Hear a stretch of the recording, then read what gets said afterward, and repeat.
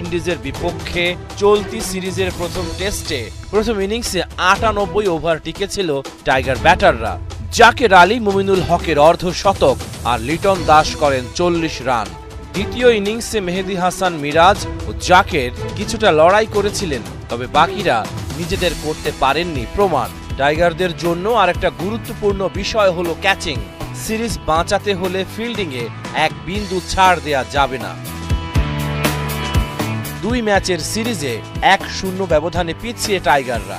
শনিবার জ্যামাইকায় শুরু দ্বিতীয় ও শেষ টেস্ট।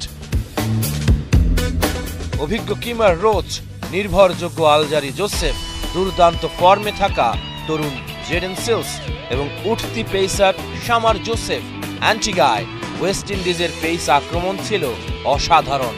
এই পেস আক্রমণকে ফিয়ারসাম ফোরসাম বা ভয়ঙ্কর চার বলছে ক্যারিবিয়ান সংবাদ মাধ্যম।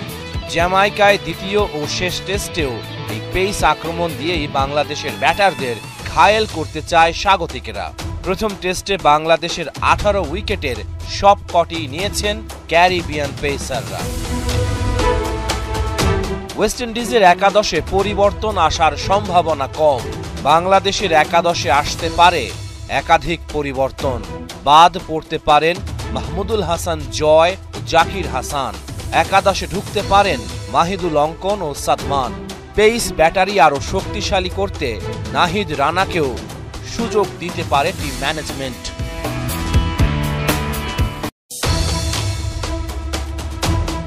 ওয়েস্ট ইন্ডিজের বিপক্ষে দ্বিতীয় ও শেষ টেস্ট, সিরিজ বাঁচানোর ডু অর ডাই চান্স। প্রথম টেস্টে ২ হাফ সেঞ্চুরিয়ানের একজন এই টাইগার ব্যাটার, তবে ধারাবাহিকতা না থাকায় খুব একটা লাভবান হয়নি টপ অর্ডার। তবে কি মুমিনুলকে এমন কোন টোটকা দিচ্ছেন সালাউদ্দিন যাতে 50টা সেঞ্চুরিতে পরিণত হয় ম্যাচের দিন? অতীত পরিসংখ্যান বলছে এই মাঠে এর আগেও দুবার টেস্ট খেলেছে বাংলাদেশ, ২০০৪ আর ২০১৮-তে, যেখানে দুটোতেই বিশাল ব্যবধানে হারের মুখ দেখেছিল টাইগাররা। তবে অতীত পরিসংখ্যান ছেড়ে সাম্প্রতিক তথ্যে চোখ বোলালে যা দাঁড়ায় তাতে প্রথম টেস্টের মতো ৩ পেসার আর ২ স্পিনারে বাংলাদেশের ভরসা রাখা কঠিন। কিংস্টনের সাবিনা পার্কে সবশেষ ৫ টেস্টে ১৩৪ উইকেট নিয়েছেন পেসাররা, আর ৪১টা গেছে স্পিনারদের পকেটে। পেস স্বর্গরাজ্য হিসেবে খ্যাত কিংস্টনে তাইজুলের পরিবর্তে তাই সুযোগ পেতে পারেন নাহিদ রানা। অন্যদিকে জয়, জাকের আর দীপু তিনজনের মাঝ থেকে একজন পড়তে পারেন কাটা। সেক্ষেত্রে লিটন, মিরাজদের ওপরে উঠিয়ে লেট মিডলে ইন করা হতে পারে অঙ্কনকে। বাংলাদেশ দলের যে স্কোয়াড তাতে সাকিবকে নিঃসন্দেহে মিস করার কথা টাইগার হেড কোচ ফিল সিমন্সের।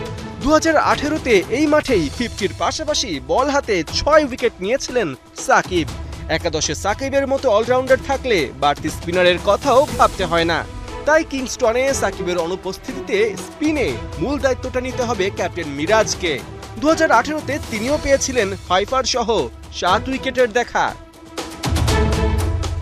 ২০ বছরের মধ্যে তৃতীয়বারের মতো কিংস্টনে খেলতে নামা বাংলাদেশ তাদের প্রথম জয়টা এই মাঠে পায় কিনা এখন সেটাই দেখার অপেক্ষা। পেলে ভালো, আর না পেলে সেই পুরনো কথা, বাংলাদেশ কবে শিখবে সাদা পোশাকের খেলা।